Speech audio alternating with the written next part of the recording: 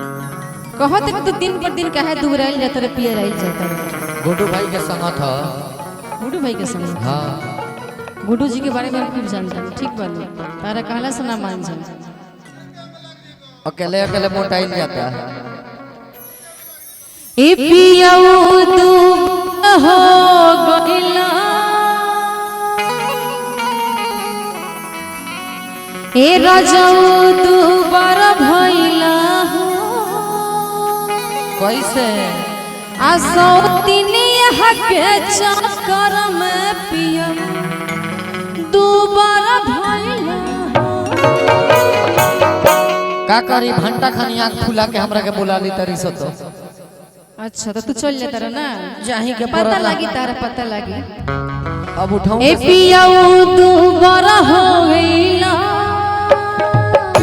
ओ पियाऊ दोबारा भइला हो सौ तिनिया के चक्कर में पियाऊ दोबारा भइला हो सौ तिनिया के चक्कर में पियाऊ दोबारा भइला हो ए राजाऊ दोबारा भइला हो ए सैया दोबारा भइला हो सौ तिनिया के चक्कर में पियाऊ दोबारा भइला हो सौ तिनिया के चक्कर में पियाऊ दोबारा भइला हो।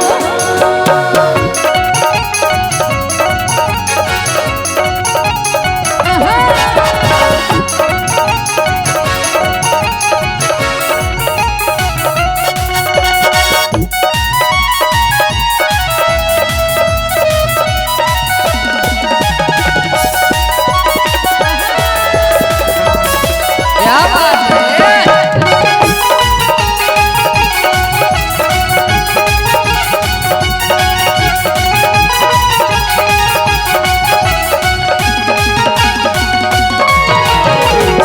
सागर जी पता बा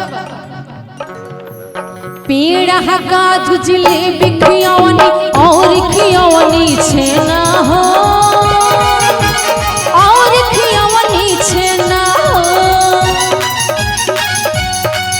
अरे पेड़ा का जिलेबी खियौनी और खियौनी छेना हो और खियौनी छेना हो अरे रातों दिन हम दूध पियावनी रातों दिन हम दूध पियावनी और खियौनी छेना पियाव दोबारा भइला हो ए पियाव दोबारा भइला हो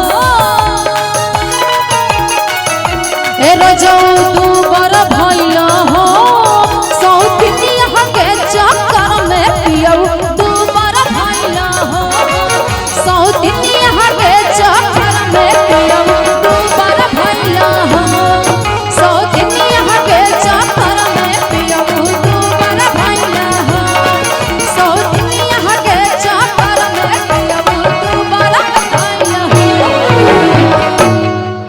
ठीक बा हम दुबरा जतनी तो आज से हम वो सरे में सूते दलानी में हम जातनी तू अकेले घर में सूती हो।